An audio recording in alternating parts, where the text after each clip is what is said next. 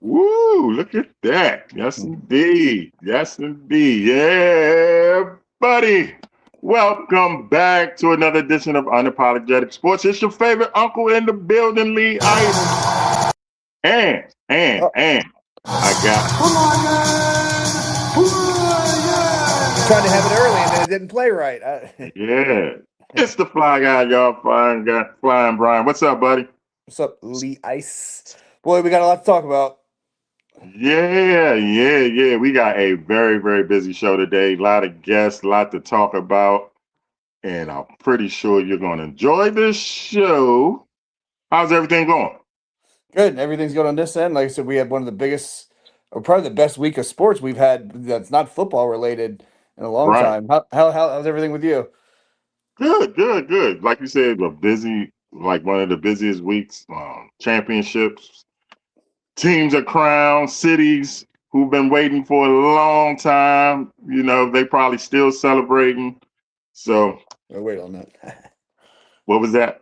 I was going to take a drink, but we're about to do that. So, Oh, okay. Hey, all right. First, let's thank everybody for tuning in last week's show, and thank everybody tuning this week's show. Let your favorite uncle always say, I hope we can entertain y'all doing whatever y'all going through. And like I always say, a tough day at work, come holler at us. You're not getting along with your significant other, come chill with us, your pets, your dogs, your bird, your goldfish, your whatever you got. Ain't acting right, come chill with us for, I say, an hour and what, 15 minutes maybe? yeah. About an hour and 15 minutes. I promise you, you're going to have a good time. You're going to laugh. You might want to debate me. You know how I get. I'm not nice like the fly guy. But anyway, come holler at us. You ready to get things started? Yes, sir. All right. Let's get the logo. There it is.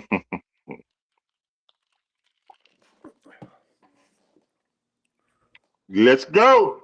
Like I said, we got a busy show. Yeah. So we're So, going to get right into y'all favorite subject. Are we going to do that right now? no. The other one. There we go.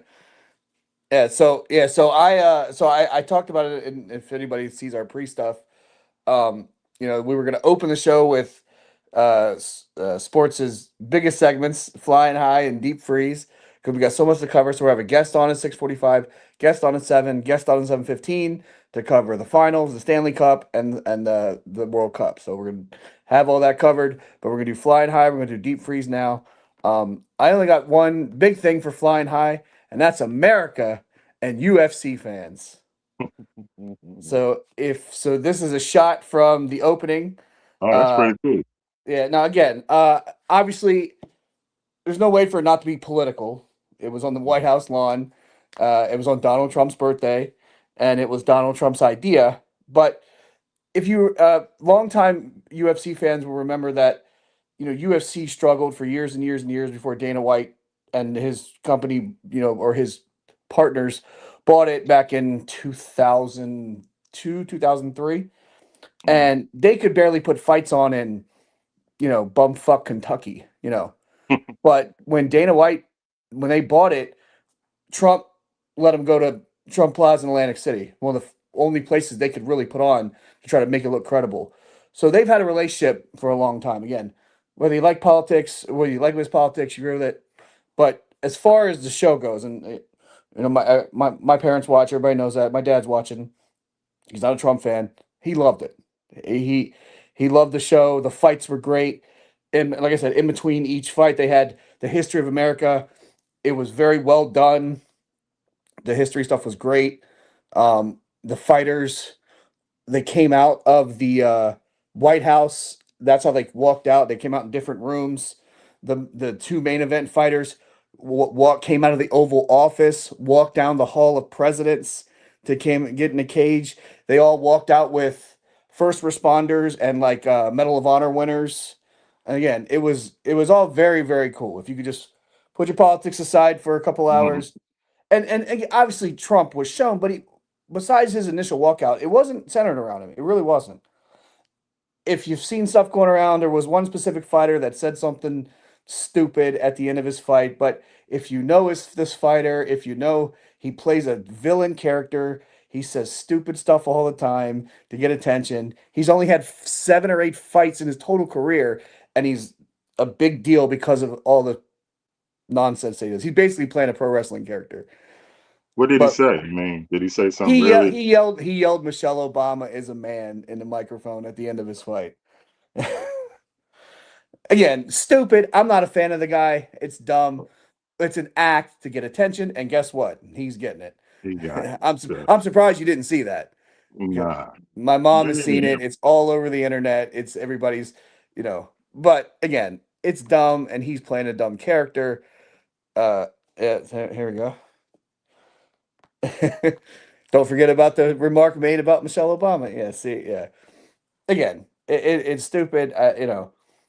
But it's working because he's going to get probably a title shot or a co-main event spot Mm-hmm. because people want to see him get beat because he's so silly. But again, like I said, if you like fights, the fights were great. So there were 7 fights. There was 7 finishes. No fight went past the second round except for the main event. The main event went to the 4th round, and it was fight of the year, one of the greatest fights of all time.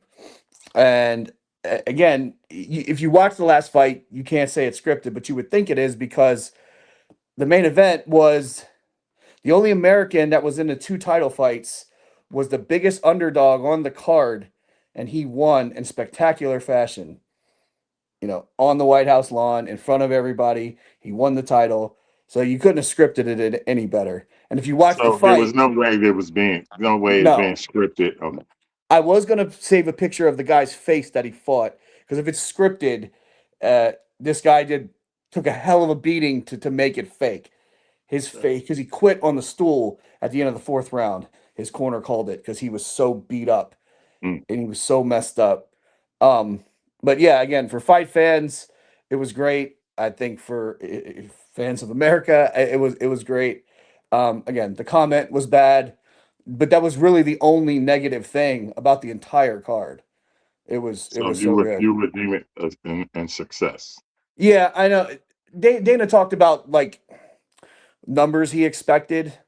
He said Super Bowl cut numbers. I don't know if they're gonna. I mean, worldwide, I don't know what the numbers are gonna be. I mean, it's also on Paramount Plus. But the Rousey Gina Carano peaked at 18 million on Netflix. This should beat that, but Mhm. the numbers aren't official yet. But all reports are it's going to be very big. Okay. He Okay. said fixed and my uncle said fixed and figure. You're right, fixed and figurative. But again, if you actually watch the fight, you would know that it's not. Also, after fights like after the Carano Rousey fight, everybody thought it was fixed because of the way it ended. But nobody's crying. This fight was fixed just because if you watch it unfold, there's no way it was fake or fixed the way it was. All right, so that's my flying high. I only have one because we didn't really have an opportunity to talk about the fight the way we have the show packed today. But I know you have something a little unique for today, so we have to get this going. Going into the freezer early today. I don't Yeah. think nobody ain't gonna be surprised of who is going up in there today. So, All right. So we'll start with this, and then I will adjust accordingly. all right, y'all. As you know, the finals just ended, and let's see. There's only one. I mean, group. I mean, it's a team. It's a team effort. Okay, the San Antonio Spurs. No surprise, you all have to go in the freezer. I mean, to lead every single game by double digits, to have a double digit lead in every single game and not to win the finals and to actually lose the finals 4 games to 1. There's only one place you can go, you know? Who do I start with? I mean, you got a lot of fans out there saying De'Aaron Fox, you know, he couldn't buy a basket, in the fourth quarter when it counted, you know. Then you got I'm going to say coaching. You know, a lot of people say, "Oh, they were inexperienced and they're young." You wasn't saying that when they got to the finals. You wasn't saying that, so don't say that shit when they lose. All right, inexperienced, yes, sometimes, but no, they were so inexperienced that they beat the defending champs to get to the finals. They won a game 7 on the defending champs home court. Then they get to the finals, and in every single game, they get a double digit lead just to blow it. And of course, the what was it, game 4, when they was Yeah, up 29, they set an all-time record. 29 points, and you blow that? Come on, man. Well, the largest comeback in NBA Finals history. Yep. And then we got to put the big fella in there. The Wait, big hold on. 7. Wait. In order to get him in, we Yeah, can't use yeah. that. Yes, we Hold need up. this. Oh, yes. We had to bring that out just for Wemby, y'all. 7-5. You know we would need a big long freezer. We got you, Wemby. You should feel fitting in nice and comfy. Wemby played, he got his team to the finals, but I think what we're finding out about Wemby, he is not so squeaky clean like everybody probably thought, or that they was portraying him to be. He had a lot of dirty plays, man, in the playoffs, in the finals, especially on Brunson, man. He smushed him, threw him down. He landed in the landing spot that could have seriously hurt Jalen Brunson. None of this was called. I'm trying to tell you, if that was anybody else, especially say that was Draymond Green, Draymond Green would be locked up right now. Locked up. Okay. But you see the nice long freezy we got for the 7-footer, 7'5" Frenchman. He fits very nicely in there. You know, he's gonna be good one day. I mean, he's good already. Yeah. But people's trying to say put him in the GOAT category. He's the best player in the game today. Let's pump the brakes. Pump the brakes. He got a long way to go. Okay. He has no post game. 7'5" and no post game. He takes too many jump shots for me. Okay. Pulling up 3. You know, I know we living in a day and age where everybody wants to be like my boy Steph Curry. There's only one Steph, y'all. There's only one Steph. We all couldn't be like Mike, and we all can't be like Steph. So 7'5", develop a post-up game. Go to where's Tim Duncan from? The Virgin Islands. Go to the Virgin Islands. Train with Tim. You know, maybe Pop can fly down there with his health and get your ass a post-up game. Let go of the little silliness that you got going now, because that's not a good look. You got the fans on your side right now, but if you keep doing a little dumb shit like you was doing in the finals, fans are gonna turn on you quick. Believe me, they will turn on you quick. So that was a very, very, very easy freezer. Whole San Antonio Spurs calling out the coach, calling out the big guy, Wemby. Go get better, man. All right, so we'll cover more of the finals later on in the show when we have Josh on. All right, so coming up now, we got Matty Ice to talk Stanley Cup. And for those of you who don't know, Matty Ice is a big Hurricanes fan, so it's a little more than just a hockey game for him. So we'll get all that when we come back.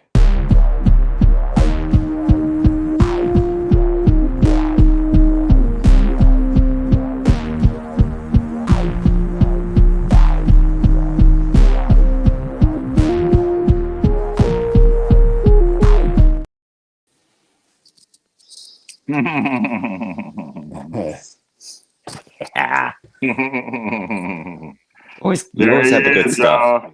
Look at You the always have smile the on good his stuff. face. Look at the smile on his face, everybody. It's the Yeah. smooth operator. Congratulations, brother.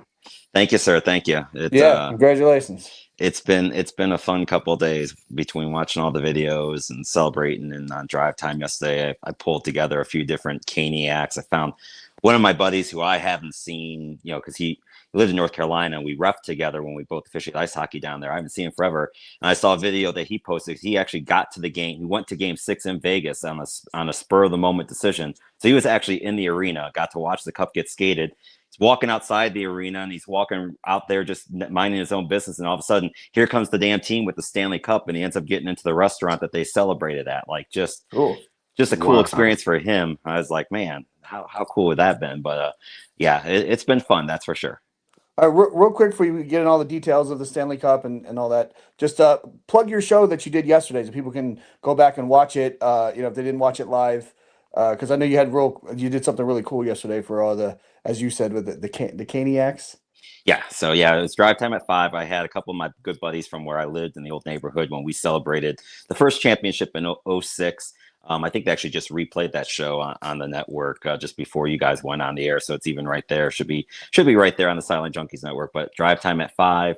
I think I ended up with 7 different guys, and then of course Sarah, my daughter, was on there talking about Showtime, Sarah. Showtime, Sarah. That's right. Yeah.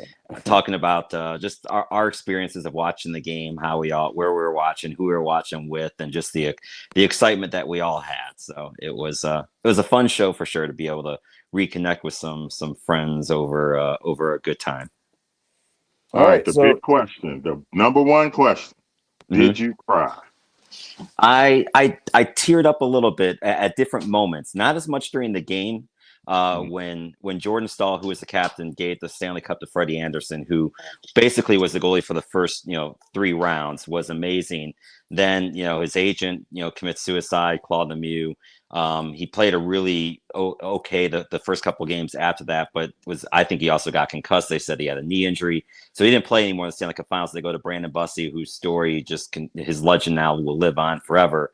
But that's the first player that Jordan Stahl handed the cup to, so that got me a lot. And then just seeing all the players react with Rod, that got me a lot. Watching my daughter react was really cool. Watching my son react. So I was more just enjoying the moment, than getting emotional myself. But it was definitely fun. Now, I'll be honest. I didn't watch any of the last game. It was during the UFC fight. So, how was the game? You guys were winning the entire time, right? Like it was never really in doubt, or that was Carolina Hurricanes, and you saw it in Game 5 a little bit, in which the Canes got a lead, and they held that lead too. They won that game 4-2.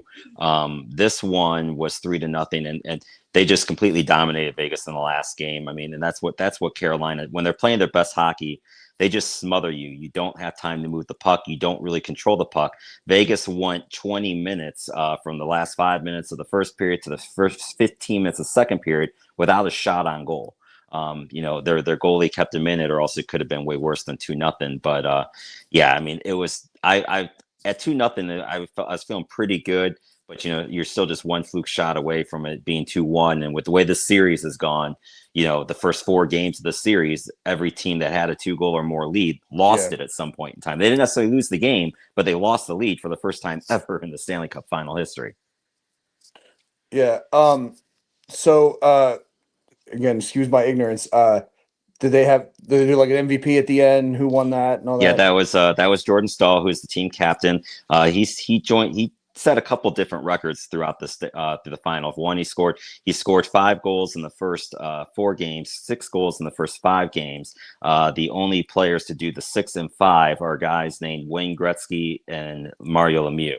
I've heard of those guys. Right. So he joins that company. He also becomes the oldest player to win the Conn Smythe at 37. But he was a man on a mission. He scored the game-winning goals in 2 of their 4 wins. Just was and he could have probably scored more. There's plenty of times where pucks were on a stick where he could have scored more, but him and his line, they just dominated the game defensively. So they could have gone Logan Stankoven, who had more goals throughout the overall playoffs. But as far as they don't win the Stanley Cup without Jordan Stahl. So I thought it was the right pick for the Conn Smythe. Leroy asked a big question, and I'll ask the second biggest one. How much merchandise have you ordered, and do you have any of it yet? I do not have any of it yet because that's the sad part, of course, with it being in Carolina. So my daughter has gone to the store and has procured the hat that I want. She's also she's got a couple of the shirts. I'm trying to have her get the stuff there so I don't have to pay the Fanatics shipping fees because they're coming up here at the end of June anyway. So I'm gonna have to wait till I actually get my hands on the merch. But I'd rather that than spending $14, $15, $16 on shipping that Fanatics loves to charge. So none of it in my hands yet, but there's about 3 shirts I'm probably going to get and a hat. So Yeah, I've already talked about it. If Buffalo ever wins a Super Bowl and I'm a diehard wrestling fan, I'm buying the belt. I know you've seen those belts, right? right, You can get yeah. one for the hockey too, but I'm buying the belt. I think it's like $500-600, but I don't care. Yeah, no belt for me. I'm happy with just a couple shirts, and I wouldn't mind if they throw out a decent looking car magnet. I might get something like that too. But we've got some folks in the house that know how to cricket, so we might get some homemade stuff too. So that'll be equally fun. Mandy, let me ask you. In 1983, January 1983, I think it was January 27, 1983 to be exact. My Washington Redskins won the Super Bowl. I was 14 years old. Growing up, I watched every game, every Sunday. I would watch it with my dad. We'd sit there. And so to finally watch them win the championship with my father, how does it feel? I would love to have Sarah on to feel that, your team, the team that your daughter and yourself rooted for, what she grew up on, because they were born. The last time they won, she was born, right? She was a year and a half. She was almost 2 years old at that time. Yeah. Of course, my youngest was the one that was born. No, she does not. So you got 20 years built up with your daughter, a fandom or whatever you want to call it, and then boom, it happens. How do y'all feel celebrating that together? It was really fun because that's what we got on FaceTime. So obviously it's funny because my one daughter, she's not a huge hockey fan, but I think she just wanted to see our reactions to it. She started trying to FaceTime me, and it was only 2-0, and I wouldn't pick it up. I didn't want to jinx it. I didn't want to do anything. So it wasn't until they scored the empty netter to make it 3-0 that I finally joined the call, because I told them, I'm not coming on yet because I did not want to have that mojo. The hockey guards are really pricks. So you don't want to do anything to upset the hockey gods. So I was trying really hard to just keep doing what we were doing until at 3-0. Then I picked it up. We felt good. So she was probably more emotional about it than I was, honestly. Of course, that was her first. Yeah, I was enjoying watching her. It was fun watching her react to it for sure. I'm telling you, when you finally see your team win, it's going to bring out so much emotion. I hope the Fly Guy experiences this one day.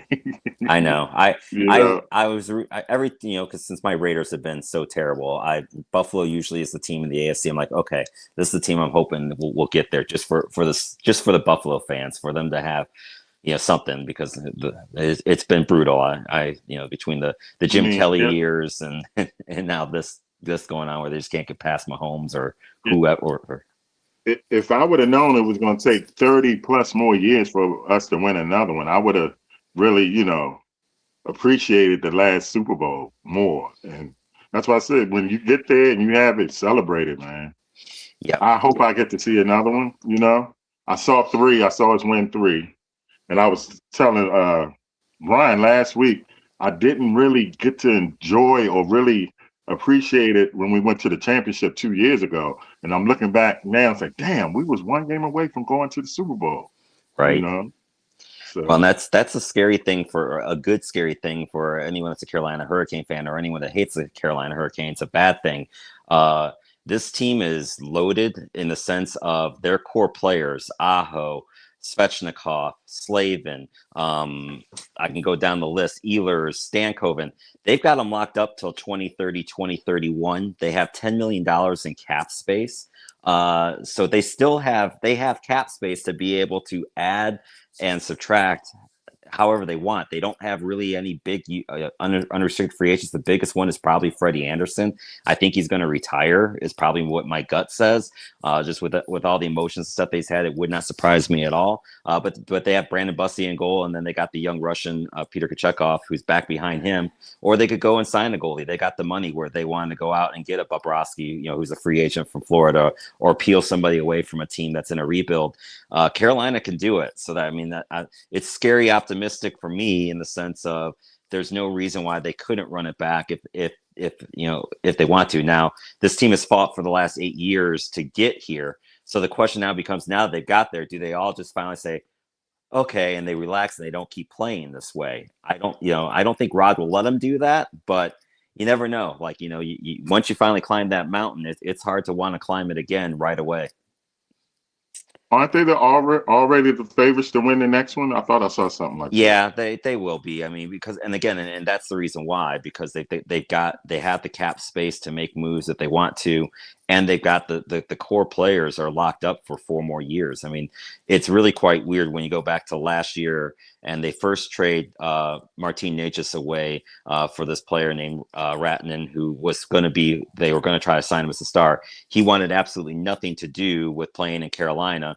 So they turn around and trade him before the deadline when they get Stankoven from Dallas, and they get a throw-in Taylor Hall, who was, he was getting scratched from games in Chicago because it just wasn't working for him there. Gets to Carolina, finds his fountain of youth, loves playing for Rod, and next thing you know, like he was a big cog in them winning the Stanley Cup. So it's kind of funny how one trade that they thought was going to fix it ends up working out where they got a first round pick. They used that first round pick to get Keandre Miller from the Rangers. So all these players, because one guy didn't want to play here, and ended up and now he's sitting at home watching Carolina lift the cup. So I'm kind of enjoying that. All right, Matty Ice, real quick before you get out of here, you posted this in our group chat and you didn't seem to like it, and we're talking about goalies and stuff. So I know. So go ahead and I know you're going to cover all this stuff next week, but yeah. So go ahead and talk about this. So for those, and just leading up to this, like the NHL's the NHL offseason is really now. It really starts at the end of this, and it goes. Free agency starts on July 1st. The draft is the weekend of June 26th and 27th. So you're going to see a lot of these type of trades before the trade deadline, and then you're going to have the frenzy of free agency, and then hockey takes off until until training camps open in September. Everyone goes off to the beaches and stuff like that. So this is going to be the crazy time. This was the first trade that happened. This trade is kind of Joseph Woll's a really okay goalie. Both these guys are okay goalies. The problem is that Philly's got Dan Vladar, who had a really good last half of the season, played really well in the playoffs, beat Pittsburgh, played well against Carolina in every game. So I don't get the need for trading for Woll. I just don't, I get that teams want 2 goalies now, and Woll's probably a better backup than Ersson is. I don't know what the hell Toronto's going to do in goal. They got Anthony Stolarz, who's okay at best, but Ersson isn't better than Stolarz, and this doesn't make their goalie situation better. Yes, they get a 3rd round pick, so I don't get this deal from either team. The D that both guys get, they're both players that are on the 3rd line, which is a 5th and 6th D. They're not guys that are going to contribute in any way, shape, or form. Neither one of them are terrible defensively, but they're not good defensively either. So it's just a trade that it feels like a trade to make a trade more than a trade that I think is where you look at and say, oh yeah, that player is going to help this team this way, and that player can help this team that way. Like, I don't get this trade at all for either team, honestly. All right, Matty, plug away. All right, so drive time next Monday. We are going to do our first round mock draft for the NHL. We'll go over where everyone's picking. We'll see who moves where and picks. We'll give you who's going to take who. And then we're also going to give you our kind of list of free agents to watch out for and some players that may be traded before the draft hits. And then our big show is going to be on Wednesday, July 1st. We're going to go live at 12 noon, right when free agency starts. We'll recap how we did on the draft with the first round, and then we'll be there for the first probably hour and a half, I would say, recapping any of the big moves as they happen live, and we'll give live analysis right as they happen. All right, man. Sounds great. All right, man. All right, guys. Appreciate Congratulations again. Appreciate it as always. Thank you. Yes, one final Let's Go Canes, and I do appreciate you guys having me on throughout the year to talk puck. I always do love talking puck, and hey, if it gets anyone else to check out a hockey game, then to me it's worth it because I love seeing where the ratings were at to end this thing, and so I'm just hoping for all the good mojo to keep going. Well, you're our Raiders guys, so I'm pretty sure we'll be seeing you later in the year. What, you need that report when we're 0-6? I mean, you got the number one pick of the draft, so there's be something to talk about. Yeah, but I don't think he's playing. I hope he's actually not playing right away. I don't know why you go sign Kirk Cousins if you're going to play him day one. It doesn't make any sense to me. I think the smart move is have him sit 3 or 4 weeks and see what happens. But we'll see. The Raiders aren't known for doing smart things. And if anyone doesn't like the Carolina winning the Stanley Cup, 2 words: puck you. That's right. Exactly. I love it. All right, brother. All right, guys. Have a good rest of the show, man. Yep. Thank you. All right. So we will be right back. When we come back, we're going to have Brian with a Y to talk everything. I think something kind of good happened for the American soccer team, didn't it? I think so. I've been hearing a lot of noise. So. We'll find out when we come back. You still gotta think about me. You can put me on airplane mode.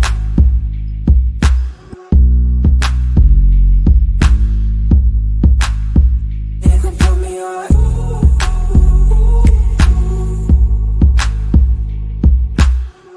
You still gotta think about me.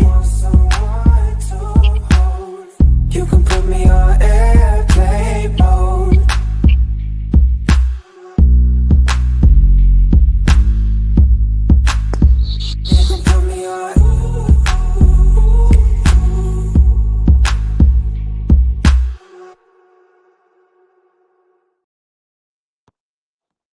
Kicking it. Oh, where'd he go? Hold on. I lost him. There he is. Okay. There he is. Brian with the Y. What's going on, brother? How are y'all doing? Good. Doing good. How about you? I'm good, man. I'm good. I can't complain. I'm enjoying the tournament. Enjoying the U.S. win. All right. So yeah, we have the U.S. win to talk about, but real quick before we get into that, we got a little Can bit you of guys feedback. hear me? Yeah, we can hear you. Can you hear us? Oh. Look who checked in. Put it back up there. Yeah, put it back. Can you guys hear me? I can hear you. Hold on. The beautiful Marlene from Cali checking in. What she say? Love hearing about the hockey game. Okay, Miss Marlene. Can you hear us? How about now? Can you hear me now? Yeah, we can hear you. Can you hear us? Nothing. I can. Oh, I don't know what's going on. All right, so let's get him to come back in. All right, All right. It's two little technical difficulties. That's what happens when you do a live show. Kicking it with Brian with a Y. Yeah. So go ahead and pad for me real quick while I let him know to try it again. All right, here we go. All right. Can you hear us? Now? We can hear you. Can you hear us? Yeah, I can hear you. Okay. All right, we're good. Yeah. All right. Sorry, guys. No, you're good. All right. So obviously the U.S. won. We'll get to that real quick, but yeah, I just wanted to touch real quick. It's a Spain game. Apparently that's a big deal. So just inform the audience about that. They didn't win and they didn't lose, but apparently they're supposed to be the best team. So just go ahead and give a little details about that game. All right. So Spain played. Let's see, and yeah, they were supposed to probably win that game, but they are the odds-on favorite to win the tournament. Okay. But like I said, I think the last time we spoke, they've got a couple injury issues. Their big superstar player was hurt. He came in the second half, and one of their other big players, a guy named Nico Williams, he played, but he hasn't been having a great season. So, like I said the last time we spoke, even though they're the odds-on favorite to win the whole thing, I really personally feel like France is probably, to me, the team that's going to win. So I was not shocked they didn't do as well as everybody's been saying that they thought they were going to do. But I mean, here's the thing you got to understand. So 2010, Spain loses their first match of the tournament. They're the same format, not as many teams, the same format. They go on and win the whole thing. So they lose their first game, they win the World Cup. Argentina, the last World Cup, I think they lost a game maybe against Saudi Arabia, and they won the whole thing. So one loss is not the end of the world. It's not the end of the world. They didn't lose two. That's the thing. They drew. They still got a point. So as long as they win their next 2 games, they're totally fine. And the other thing is too, this with the new format, the eight of the third place teams go through on goal differential. So even if they somehow like magically didn't get through in first or second, which they'll probably still win their group, even if they didn't, they're still going to make it through. There's no way that Spain doesn't make. I mean, I guess not no way, but it's very, very unlikely they don't get to the next round. All right, just wanted to cover that first because it's the freshest game. We'll talk about the game on tonight a little bit, but obviously, let's talk about this. Yeah, so arguably the best U.S. performance in the World Cup probably ever. I mean, if you look at scoreline, I mean, it's the most they've ever scored in a tournament, the men's team. The women's team scored, I think, 13 goals on one team one time. So if you want to talk U.S. soccer in general, they have the highest all-time ever scoring, number of goals in one game. But this is the best scoring, like highest scoring game for the U.S. ever in a tournament. And overall, they played really, really well. So it's not just that they won the game; it's that they played really well, and they just basically outclassed Paraguay, which people probably thought they should have won anyway. I mean, a lot of people thought that, but I mean, the way that they performed, especially that first half, was just so dominant. And you could say that maybe Paraguay didn't play their best match either, but I think that's probably up to the fact the U.S. played so well. All right, so you talked about earlier that Spain didn't win, so we shouldn't put too much into it. What should U.S. fans take away from this victory? Exactly. So it's the first match, right? So if you've been following the tournament, it's a lot of draws, a lot of games, like unusual score lines, teams that people thought, this team's going to win, this team's definitely going to, and they haven't.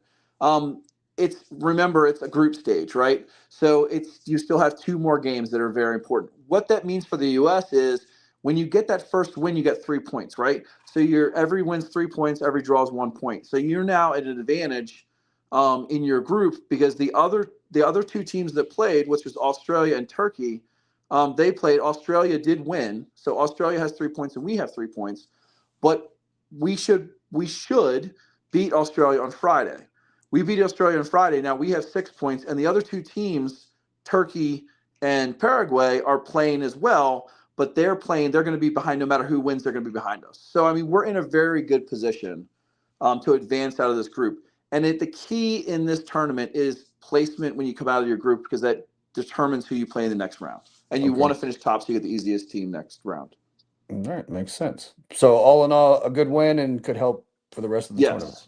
Yes, 100%. A good win. It's a good way. It's a great way to start the group stage. Now you just have to take care of business on Friday. And honestly, you win on Friday. You beat Australia on Friday, which they should. And then you set yourself up to the point where the Turkey game, the last game, you don't even really have to be really concerned about it. I mean, you still want to finish top of your group. But if, for example, like I said, I mean, even if one of those teams wins the other game this week, they still only have 3 points. And if we win on Friday, we have 6 points. So we're in a very, very good position with goal differential. Like I spoke the last time we were on the show, we have a positive goal differential too because of the result.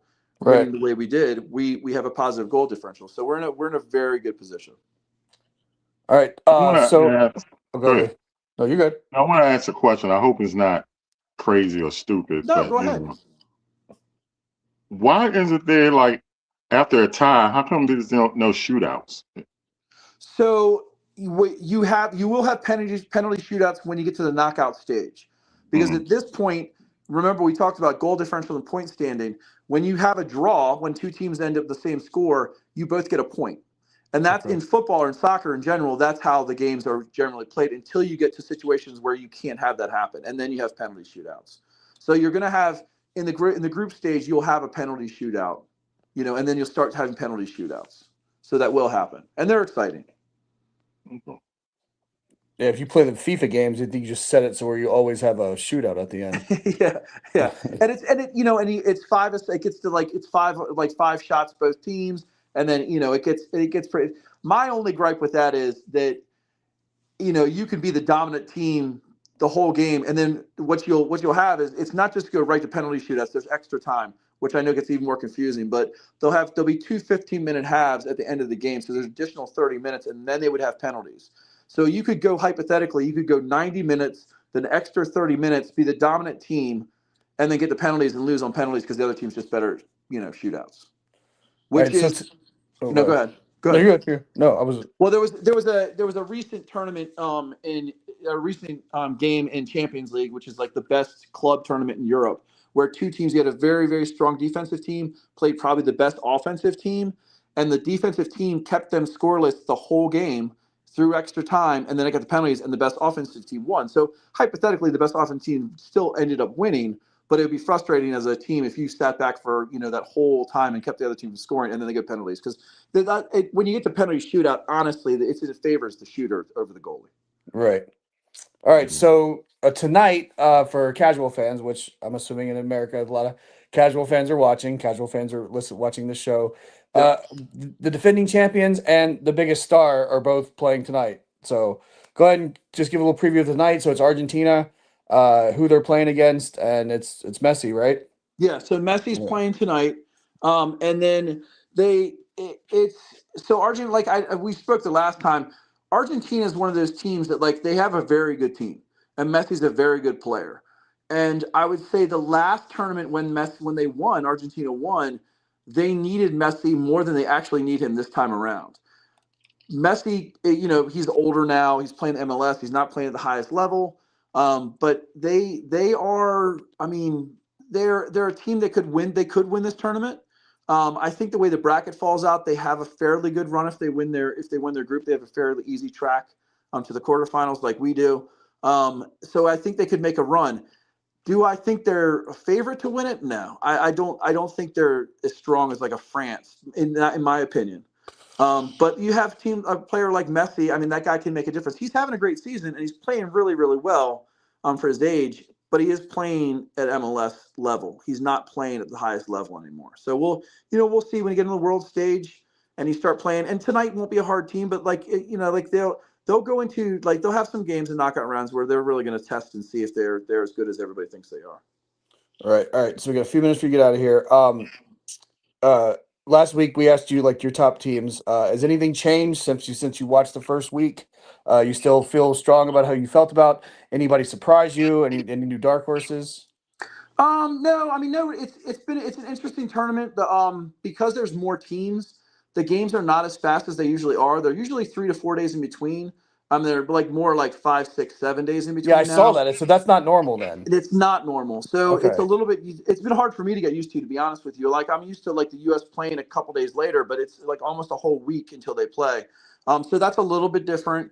That gives you more time to rest, honestly. So, for example, Christian Pulisic picked up an injury in the game. He seems to be fine. Pochettino says he's fine. He says he's fine. But that gives you like a whole 5, 6 days to recover, as opposed to 2 or 3, 4 days to recover, like the way the tournament usually works. So as far as are any changes? I don't really see any right now. I mean, I think that we'll see tonight. Like England hasn't, or so I don't think England's played yet. I'm trying to think. No, and like Argentina played today. France played today for the first time. Looked really, really good. Beat Senegal handily in the second half. They turned it on. And then you just see how the tournament goes. I mean, you'll have teams. For example, I'm trying to think who it was the other day. Well, I mean, you could take the match we talked about with Spain. Like, did Spain dominate and crush the other team? No. You know what I mean? Should they have? Probably. So, I mean, to me, we'll see. You get to the end of the group stage, you can really kind of tell. There's always an upset. There's always some team that loses that shouldn't. But like I said before, that doesn't necessarily mean much, especially if it's the first game. They get through this round, Right. they figure things out, and all of a sudden they start knocking people out and they get informed. Some teams get hotter as the tournament goes on, like in like any kind of tournament sport. All So right, I Lee. think, Got like any you said last week, so if the U.S. make it to the quarterfinals, that is considered very good for them, right? Yeah, so this tournament, there's a round of 32 and a round of 16. There's not normally a round of 32 because of the number of teams, so there's an extra round you have to get through. But yes, to me, my personal opinion, a round of 16 is good. A quarterfinal is great. To me, it's a success in the tournament.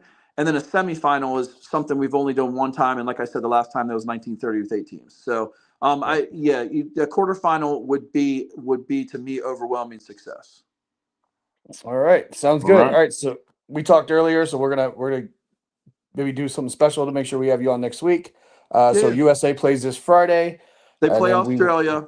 They play Australia this Friday. Like I said before, that's a team that they did win their first game. They were not supposed to win their game. If you ask me honestly, they played Turkey. Right. They beat them. They basically did what they're going to do against us. They sat back and played defensive. They had a few counterattacks. They're fast. They have some fast players, and they just basically they sat back and gave all the possession to Turkey, which they're going to do with us. So you're going to see exactly the same thing from Australia that you did against Turkey, and we just have to do a better job of breaking that down and scoring goals, unlike Turkey. All right, sounds good. All right, Alright. so next week we'll have you back on, and then we'll discuss hopefully another U.S. victory. Yeah, hopefully. All right, guys, it's been fun. Thanks, All right. appreciate it. Yes, All sir. right. Have a good night. Thank you. Yep. All right, so that was Brian with a Y getting all our soccer info that we need. Oh, we got another comment already. You? He Midnight Rider was a little late. Did Brian get his now and later's and 2-liter grape soda? That's at the end of the whole. That's his payment for the entire. Yeah, that's not for each appearance. That's for the whole thing. So he'll get to that at the end. All right, so we come back. NBA Finals, Basketball 101 with Josh, and then we'll talk a little bit about Lee Ice's shirt. If anyone has noticed his shirt, we'll cover that a little bit too.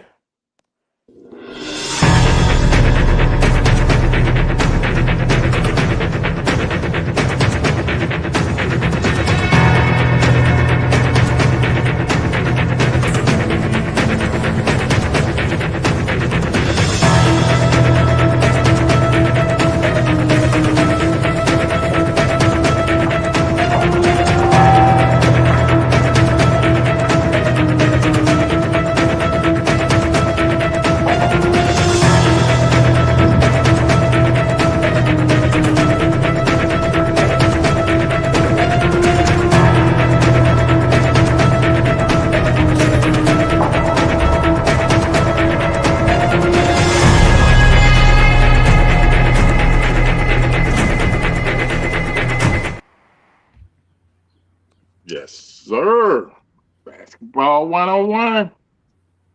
There I it don't is, even- y'all. I don't even know if that intro is one they use anymore for the Thursday night when that's what it was in there though. So I play it. Still advertising. H to the O to the J. Yes, What's up, nephew? What's up, Unc? I'm here, man. Always a pleasure to be with the fly guy and the great Lee Ice. How you guys doing tonight? Doing good, doing good. I mean, I know you're not doing too good right now. So we appreciate you still coming on. Yeah, man. You gotta make your appearances, man. Even if your team win or your team lose, you know how it go. So. Yes, sir. Yes, sir. All right. So break down the finals for us. Break down with the NBA Finals 5-game series. The New York Knicks won 4 games to 1. Congratulations to the New York Knicks. Congratulations to the unanimous Finals MVP, Jalen Brunson. Congratulations to Mike Brown. He was fired in Cleveland, took the assistant coach route, learned under the great Steve Kerr in Golden State, adopted some of the Steve Kerr facets of his tentacles of his offense and incorporated into the New York Knicks offense. So shout out to Mike Brown, shout out to his assistant coaches, and shout out to the Knicks, man. For me, obviously, I watched the show earlier when you talked about the freezer part. For me, the Knicks, they won the game. They won the game. They won the game in the key moments. Jalen Brunson in key moments was the best player on the court. He was better than Victor Wembanyama in the last 5 minutes of games. The Knicks, when you felt while watching the game, you felt if the game was close, you just felt like the Knicks would find a way to win the game. And for the most part of the series, they did. So congratulations to the Knicks. As far as the San Antonio Spurs, I'm gonna use a word that me and you have used that I've used for you in the past 48 to 72 hours. I just think that the inexperience of the Spurs caught up to them. I think watching the Spurs during the playoffs, and I can give you an example of each round, how they were inexperienced but talent overseated. Let's go back to the first round. They played the Portland Trailblazers. Game 2, they lost game 2 at home. That's to me, that's an inexperienced thing. An inexperienced team knows let's win our first 2 games at home. Let's try to go on the road, win 1, we come back here at worst, win game 5. Now they end up doing that, but they lost game 2 to Portland in the first round. The second round, game 1 against Minnesota in the Western Conference semifinals, they lost that at home. Game 3 in the Western Conference finals, first game at home, they lost. to the Oklahoma City Thunder. The NBA Finals, Game 1. They lost their first game at home. To me, there were signs of inexperience. And again, I know you said just because they got to the finals, you technically didn't want to hear that. I get that. That's fine. But to me, just your level of experience, the experience goes up every time you go up to another level. You feel me? So you know this, like in the NBA Finals, the media is different than it is in the first round of the NBA Finals. You still have your beat reporters, and you still have some of the media, some of the mainstream media there. When you get to NBA Finals, you got people from Japan, you got people from Venezuela, you got everybody in San Antonio and in New York. So I just felt like the Spurs and the experience caught up to them, and the Knicks took full advantage of it. That 29-point comeback in Game 4, when they walked them down, it showed me right then and there, like, you know, it was just the Knicks' time. So congratulations to the Knicks. I'm sure the city of New York is on fire as we speak right now. Well, I think that kind of happened already. Real quick before we go, okay, I have a few questions, but before we move on to that, we have a few questions about Leroy's jersey and what did I just call you? Lee Ice's jersey. We'll get to that, but you just got a nice big old compliment, Josh. So let's read this real quick. This is from old Matty Ice. Josh, I've loved you being on here. Not a big basketball fan anymore, but the way you explain games is spot on. Tip off the hat to you. All right. Thank you, sir. Thank you, Matty Ice. I say the same. I will say the same to Matty Ice. I'll say it on there. Matty Ice is truly a hockey. Him and Sarah. Matty Ice don't know this, but I watch a little bit of Drive Time. It's kind of hard because on Mondays I'm doing highly opinionated.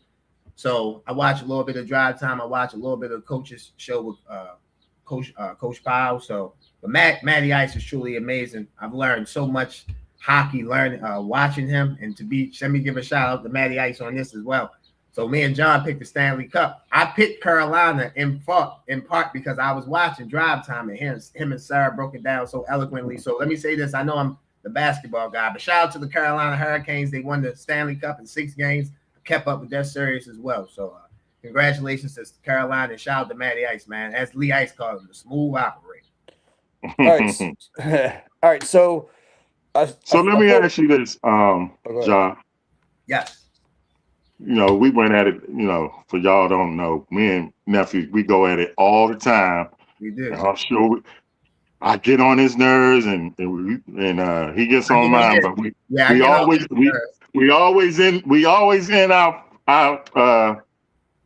off the phone and say, love you, uncle, love you, nephew. Yeah, love you, uncle.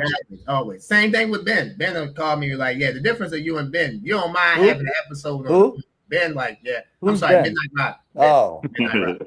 Midnight Ride, like, yeah, no, we got it. Yeah, don't call me. Don't call me. I'm like, all right, I got you. Keep up the kayfabe. Yeah, kayfabe. Yeah, gotta keep up that kayfabe. Yeah. I don't know. Let me say this. I don't know that much about wrestling. I'm very aware of what kayfabe is. You know what that means? Very aware of what that is. All right. So I saw to say something about the Midnight Rider. No, I said that. Oh, y'all two go at it too. Yeah, we go at it as well. So I enjoy it with both of y'all. But go ahead. So I'm going to ask you this again. Yeah. Okay. Is Jalen Brunson a superstar now? He's definitely a star. Is he a superstar? Yeah, superstar. Woo. Oh, man. Well, hold on. Time out. Before you answer that, okay. Who are the superstars, not counting him, who are the superstars of the NBA right now? So to me, that's a loaded question because if we counting, like, for example, I know this name, or here you go. But like LeBron technically is his play, he's not a super. No, but he's the face of the league. Yeah. But he's one of the faces of the league, in my opinion. So okay. LeBron is still a superstar. My mom the doesn't needle watch moves when LeBron plays. The needle moves. All right, so I would say LeBron James, Stephen Curry. This is no order, obviously. Yeah. LeBron James, Stephen Curry, Nikola Jokic, Victor Wembanyama. The birds in the background are added a nice ambiance to this conversation. Victor Wembanyama, so that's 4. Luka Doncic, that's 5. Anthony Edwards, that's 6. No, I have them with that guy then. What about SGA? SGA 7, Kevin Durant 8. If we doing obviously we got to talk about careers. So obviously Russ is not a superstar because he's not the same player. James Harden is not a superstar. I would put Kawhi in that conversation, so that's 9. Kawhi still a superstar? Yeah, I thought he played like a superstar this year. And I mean, we doing totality of careers, right? Like, because if I'm adding LeBron, we're doing right today, right now. Today. Yeah, I put it like this: if Kawhi went to the right team, I still think he's a superstar. So I'd take to me that's 9, and then you would have Giannis. I forgot Giannis. So Giannis would be in that conversation. 10. How is Jalen Brunson not? First of all, remember we had this conversation about 3 years ago when you asked me about Anthony Edwards, and I said, once who did they eliminate? They eliminated something. I said that makes him a superstar right now. Then he came back again. So now you agree that Anthony Edwards is a superstar. My thing is, how is Brunson not a superstar right now? Well, let me say this. If he wasn't, he definitely is now. I would agree with that. I would agree with that assessment because he's the champion. He's the Finals MVP, won the Eastern Conference. So if we want to say he's a superstar, then yeah, I would say he's 11. He would be. I'm not saying he's the 11th superstar, but he's in that conversation. He's the Finals MVP, Eastern Conference Finals, Eastern Conference Finals MVP. He took his team to the Game 6 of the Eastern Conference Finals last season. So for me, I think yeah, you could put him in that category. Now, Mama Sweeney, that's Mama Sweeney, right? Yeah. So this is where I disagree with that to an extent. I thought he was the best player, but I don't think he carried the team. I think, especially in the finals, I think in moments, Cat played well. Obviously, Bridges played well. OG played. I don't say I didn't mind, but he played well too. So I thought obviously Brunson was the best player, especially in the last game. But I thought for the most part, I thought the team was the best. I thought the team played well for the most part. Right, so Midnight Rider jumped in. Yeah, where did he go? Where did the Midnight Rider go? But then he just commented and said, make Josh tell you the whole story. So I guess going back to the phone calls, I guess. Oh, Midnight Rider, where did you go? All right, so I know I saw you. I tell the whole story. So I will call Midnight Rider, and he'll say save it for the show. It ain't like he just say don't call me back. It ain't like that. But shouldn't have said it that way. I'm sorry, Elk. I won't put you out in the negative light. Midnight Rider, man. He on 1,000 shows, so he has to protect that image. You gotta protect that image. But going back to your point, Lee Ice, I just feel like going back to the superstar. You really don't think he's a superstar? No, it's not that I don't think he is. I just don't think. I don't think necessarily you winning the championship makes you a superstar. But again, he played like a superstar. So I can't for me, I can't argue if someone says he's a superstar. You get what I'm saying? Like I can't be like, well, I disagree. Like he's a champion. He's been doing it 2 years consistently in the East. The Knicks haven't been nowhere as relevant as they've been with Jalen Brunson. So he deserves credit for that. Leroy, people think I can understand that. Okay. Leroy, go ahead and do your intro. You have to do it every time he comes in. Oh, my bad. Are you staying this time? Because you disappeared. Yeah, I'll stick around. All right, ladies and gentlemen, it's the one, the only, the Midnight Rider. What's going on, man? So first, I want to clear up the ugliness that Josh trying to start. Because it was a smear campaign. So when he calls me, we talked. We had 3 conversations. They were all 2 hours long. On the 4th one, I was like, dog, we can't talk for 2 hours because that's doing the whole show. We're giving away show for free. If nobody going to sit here and watch it, what are we doing? We talked for 2 hours last night. Exactly. We talked for 2 hours last night. Hey, man. If me and Josh don't go an hour, something might be wrong. Something ain't right. Something might be wrong if me and him don't go in for an hour, something wrong. these conversations can never be like, hey, how you doing? Everything good? Everything good with the family? All right, man. I'll talk to you later. Like they don't ever. Oh no, it's none of that. Oh no. Yeah, ain't none of that. Even with midnight, that's how it is. Even with my crew, like it's never like I've never been on the phone with like Ross, Tim, or John for like 30 seconds to a minute. Like it never goes like that. It's always it might be 5, it might be an hour. So. All right. Well, I got y'all both on here. The future of the San Antonio Spurs. Okay. Quick question. Are they going to be like the 1995 Orlando Magic and the 2012 OKC Thunder? Or are they going to take that next step? What do y'all? Josh, I already know what you think. Midnight Rider, what do you think? That's a great question. I don't know because I don't think that those two teams are going to face the obstacles that this team is going to face going forward. I mean, we got an OKC team that can reload. I think they have the 12th and 17th pick in this draft. And if they decide to move up or they decide to move off of somebody, because they got players that are starting to come up on their extensions.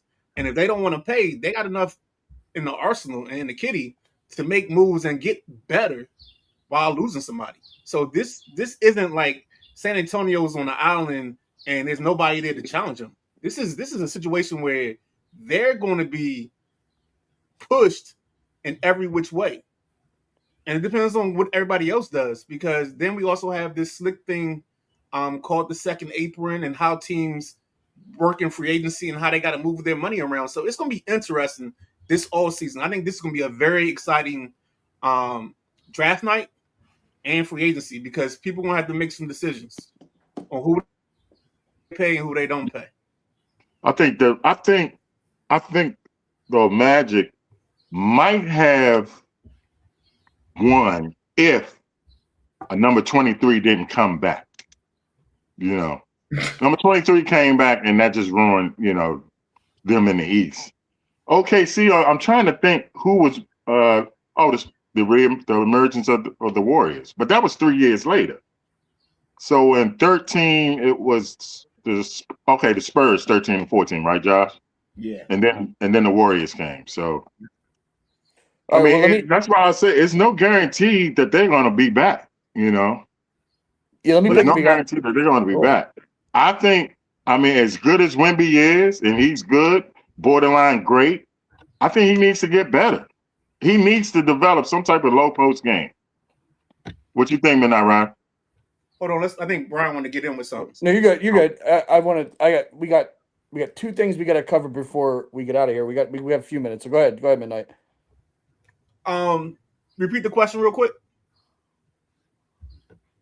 I was saying, I thought the Magic probably could have gotten some if Jordan didn't return, and then OKC, the Spurs won the next two in the West, and then there was the emergence of the Warriors.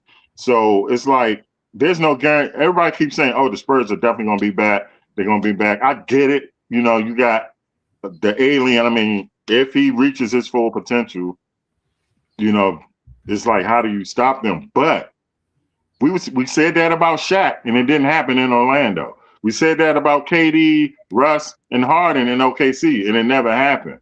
So, do you think it's going to happen in San Antonio? Because as good as Wemby is, I think he needs to get better. Well, I think the first thing he got to do is he got to get his lower body stronger, and I'll go into more of that when we talk nothing but net, because I know Josh is going to yell at me once we get into that conversation. We're going to have a nice back and forth. But I think overall, the West is, depending on what Denver does, I think the West is a 3-team battle. It's actually maybe a 4-team battle. Minnesota, San Antonio, OKC, and Denver. But that's only if Denver can keep up, because Denver's going to have to make some moves themselves. And then I think we're going to have a better Eastern Conference next year with the return of Halliburton and players like that. And then you get Boston, Indiana, and New York fighting it out on that side. So you're right. There's no way you can say this is a guarantee, this is going to happen. Let's write it down in Sharpie. Oh, this got to be written in pencil or on an Etch-a-Sketch, and you can shake it and erase it as you go along. All right, we got two things I want to get to, so let's do this. We're getting comments about it, and I already had it ready. So Matty Ice said NBA hasn't had a repeat champion in a while. Can the Knicks repeat? So, like I said, I already had this Who was the ready to last go. team to repeat? Yeah, well, that's one of the reasons I wanted to bring it up. But yes, that would be the Golden State Warriors, and this has been the winners since they repeated. Wow. Yeah. I mean, no one has even won 2 in that, in that spurt. Yeah, there's been no repeats. There's been no back-to-backs. There's been, No. Well, shoot, it doesn't even look like they made it to the conference finals almost. I got to double check, but Well, the Thunder did. The Celtics made they made it to the finals 2 times in that span. And the Thunder made it this year. They won the year before.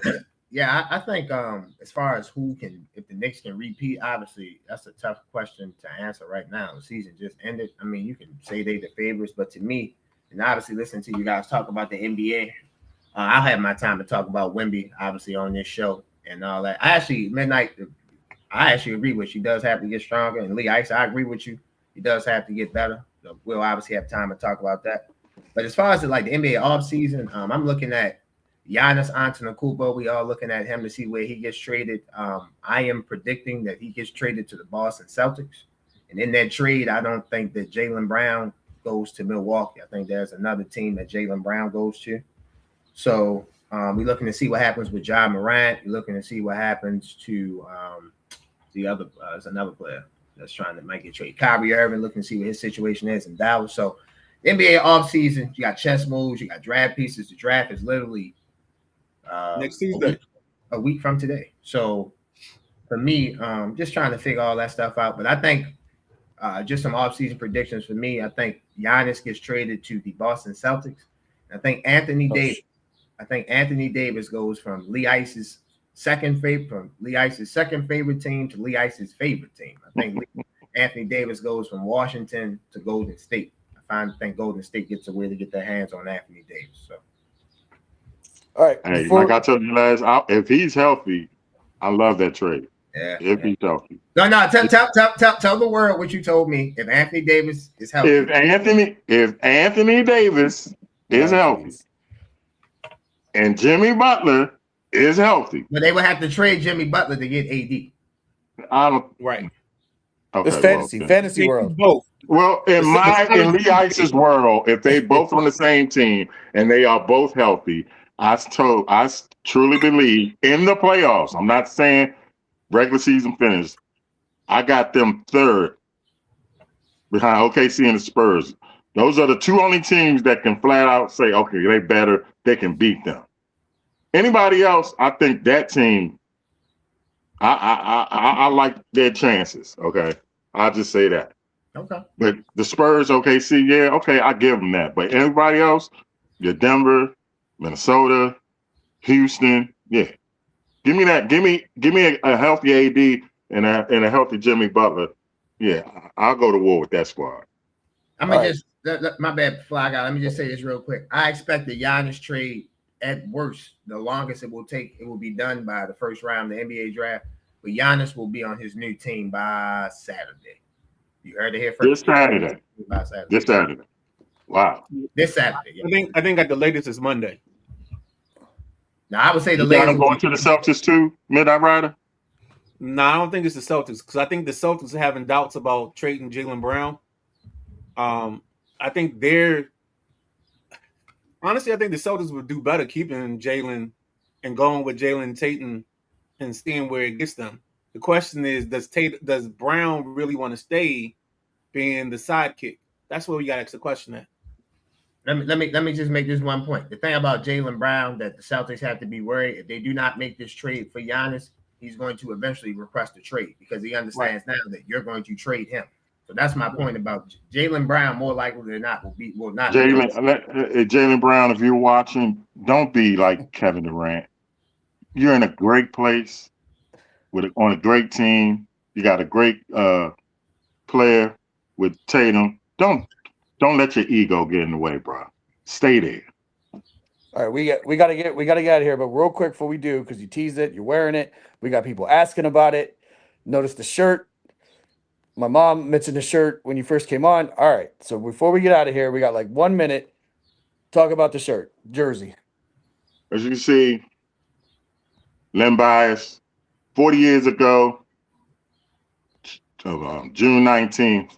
I'm sleeping. I get a phone call, an actual phone call. You know, when the phone used to ring, you just really have to pick it up. You know what I mean? And one of my best friends, Earl, was like, man, Len Bias dead. Len Bias died. Now, Earl, he was always a prankster, always playing jokes. I was like, what? You know, I'm waking up. What are you talking about? He's dead, man. Bias is dead. I'm like, shut. I said, shut the F up, man. Whatever. I turn on the news and I see it on the screen. I see Leland Hospital, you know, because that's where he died at. Len Bias dead at age 22, I think he was. It's hard to believe that's been 40 years, but if you're from the DMV, especially, you know, I went to his high school, okay? I graduated with his sister, and his little brother went there. He was 2 years behind me. I had gym class with his brother. The effect that it had on this area, man, I mean, Len Bias was like Superman in the DMV. You know what I mean? And everybody said, you know, I always said, Len Bias got to be the greatest what if in sports history. What if he didn't die? You know, everybody's like he would have rivaled Michael Jordan, and Jordan would have had his, you know, his rival, and we'll never know. And it's sad because the guy has so much talent, man. I mean, his jumper was smooth. He can jump out the building. He was strong. He would dunk on you like it was nothing. And he'll throw your shot in the stands, and he will tell you about it.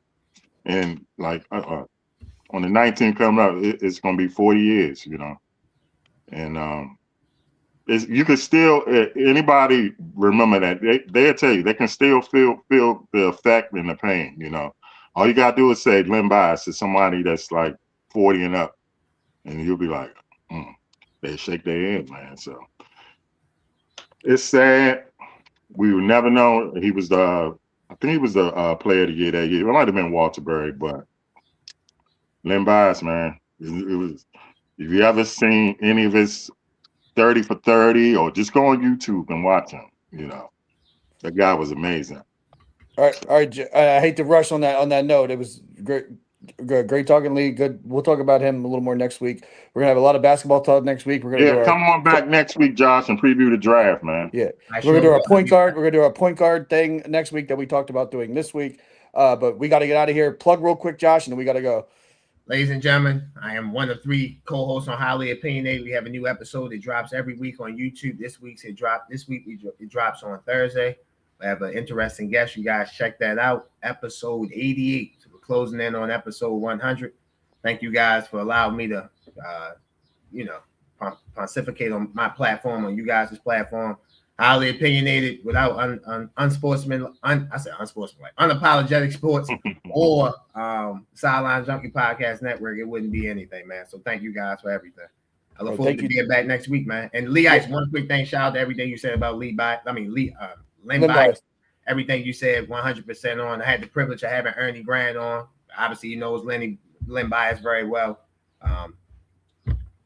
Tip of the cap to you, Lee Ice, on what you said about Len Bias.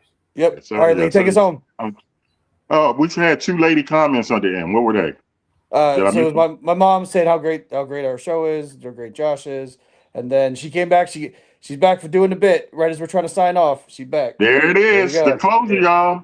The beautiful Marlene from Cali. She's the closer. So once that comment up, it's time to say goodbye. Again, thank you, Josh. Yes, sir. Thank you, Midnight Rider, as always, for popping in.